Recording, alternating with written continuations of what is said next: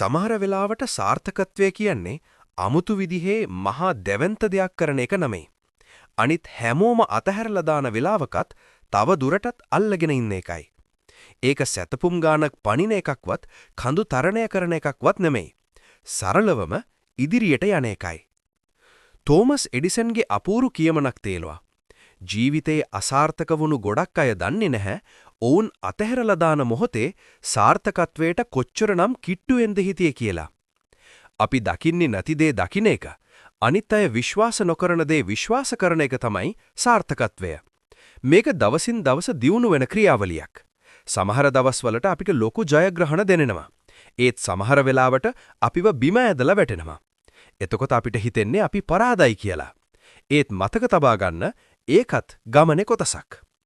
දලයි ලාමා කියනවා වගේ අසාර්ථක විය හැකි එකම ක්‍රමය අතහැර දෙමීම පමණයි. මිනිස්සු නතර වෙන්නේ බැරි නිසා නෙමෙයි. නතර වෙන්න තීරණය කරන නිසා. ඔවුන් දකින්නේ දැවැන්ත කන්ද විතරයි. ඒත් ඒ කන්ද හැදිලා තියෙන්නේ පුංචි ගල් කැට වලින් කියලා ඔවුන්ට අමතක වෙනවා. මම මගේ අත්දැකීමෙන් කියන්නේ. මම කිසිම කෙනෙක් ගණන් නොගත්ත දේවල් වෙනුවෙන් මගේ මුළු හදවතම කැප කරලා තියෙනවා. මගේ ඇස් පන අපිටම අවස්ථාවන් ගිලිහි යනෝ මම දැකලා තියෙනවා. ඒ හැම වෙලාවකම මම වැටුණා. මම අතරමං වුණා. මට මාවම පෙනුනේ පරාජිතයෙක් විදිහටයි. ඒත් මම එක දෙයක් දිගටම කළා. මම ආයේ නැගිටලා ගමන පටන් ගත්තා.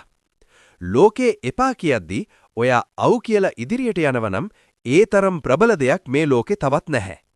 ඒ නිසා අහිමි විය හැකි දේ ගැන නොසිතා දිනාගත හැකි දේ ගැන හිතන්න. අඳුරේ තියෙන පුංචිම හෝ එලියක් සොයාගෙන ඉදිරියටම යන්න.